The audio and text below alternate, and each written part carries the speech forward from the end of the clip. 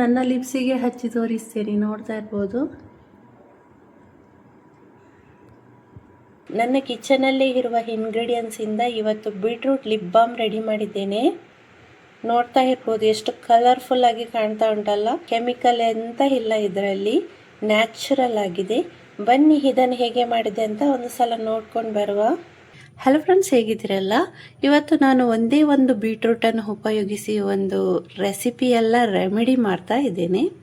ನಮ್ಮ ಕಿಚನಲ್ಲೇ ಇರುವಂತಹ ವಸ್ತುಗಳನ್ನು ಉಪಯೋಗಿಸಿ ಇವತ್ತು ನಾನು ಒಂದು ಬೀಟ್ರೂಟ್ ಲಿಪ್ ಬಾಮ್ ತಯಾರು ಮಾಡ್ತಾ ಇದ್ದೀನಿ. ಲಿಪ್ ಬಾಮನ್ನು ಹೇಗೆ ಮಾಡ್ತಾಯಿನ ಅಂತ ನೋಡುವ ಬನ್ನಿ. ಇಲ್ಲಿ ಒಂದು ಮೀಡಿಯಂ ಗಾತ್ರದ ಬೀಟ್ರೂಟ್ ತಗೊಂಡಿದ್ದೀನಿ, ನೋಡ್ತಾ ಇರ್ಬೋದು. ಇವಾಗ ಇದನ್ನು ಫೀಲ್ ಮಾಡ್ಕೊಳ್ಬೇಕು, ಇದರ ಸಿಪ್ಪೆ ಎಲ್ಲ ತೆಗಿಬೇಕು.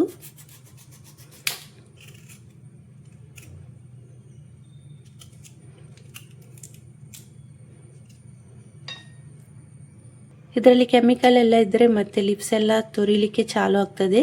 ಅದಕ್ಕೋಸ್ಕರ ಒಂದು ಸಲ ಚೆನ್ನಾಗಿ ತೊಳಿತೇನೆ ಇದನ್ನು.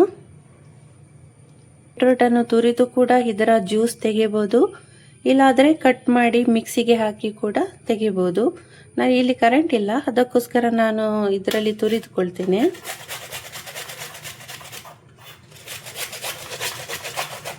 ನೋಡಿ ಎಷ್ಟು ಚಂದ ಬರ್ತಾ ಉಂಟು. ಸುರಿದು ಕೂಡ ಬೇಗನೆ ಆಗ್ತದೆ, ಮಿಕ್ಸಿಗೆ ಹಾಕ್ಕೊಳ್ಬೇಕಂತೇನಿಲ್ಲ. ಇವಾಗ ಇದನ್ನೆಲ್ಲ ತುರಿದಿಟ್ಕೊಂಡಿದ್ದೇನೆ, ನೋಡ್ತಾ ಇರ್ಬೋದು. ಇವಾಗ ಒಂದು ಸಣ್ಣ ಪಾತ್ರೆಗೆ ಬೀಟ್ರೂಟನ್ನು ಹಾಕ್ಕೊಳ್ತಾ ಇದ್ದೇನೆ. ಇದರ ಜ್ಯೂಸ್ ಎಲ್ಲ ತೆಗಿತಾ ಇದ್ದೇನೆ, ನೋಡ್ತಾ ಇರ್ಬೋದು.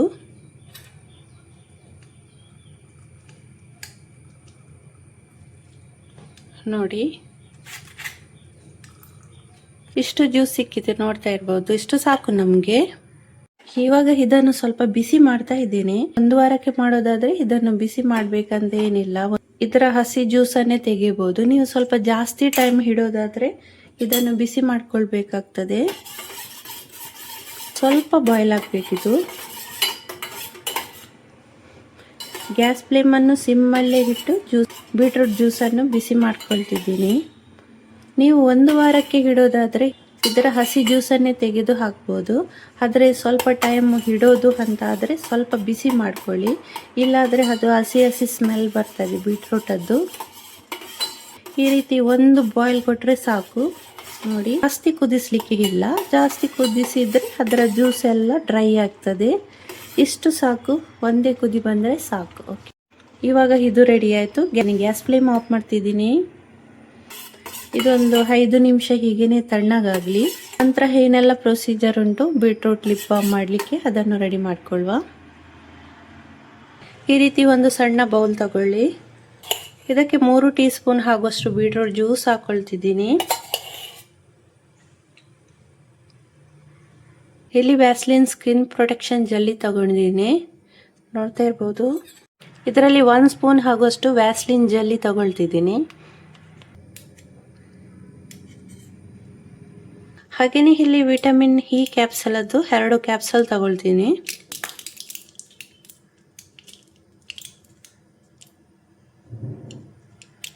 ಇದನ್ನು ಸ್ವಲ್ಪ ಮೇಲ್ಗಡೆಯಿಂದ ಕಟ್ ಮಾಡ್ಕೊಳ್ಳಿ, ಇಲ್ಲಾದರೆ ವಾಯಿಲೆಲ್ಲ ಹೊರಗೆ ಬರ್ತದೆ. ನೋಡಿ, ಹಾಕ್ಕೊಳ್ತಾ ಇದ್ದೇನೆ.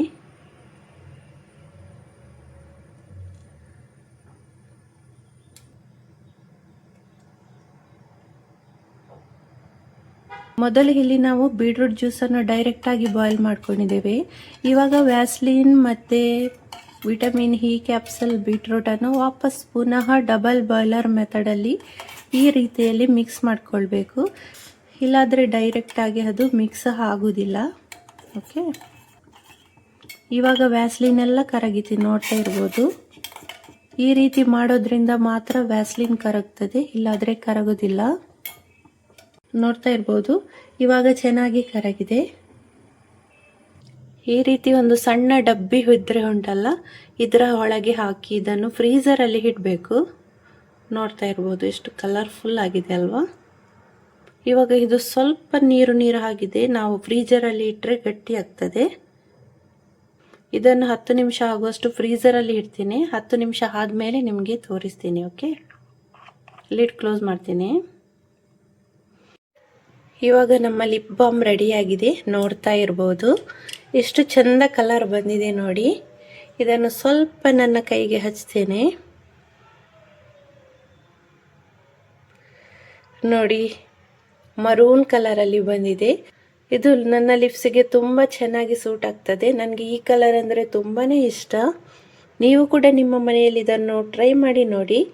ಲಿಪ್ಸ್ಟಿಕ್ ಹಾಕಿದರೆ ಕೆಮಿಕಲ್ ಎಲ್ಲ ಇರ್ತದೆ ಅಲ್ವಾ, ಇದರಲ್ಲಿ ಎಂಥ ಕೆಮಿಕಲ್ ಕೂಡ ಇರೋದಿಲ್ಲ.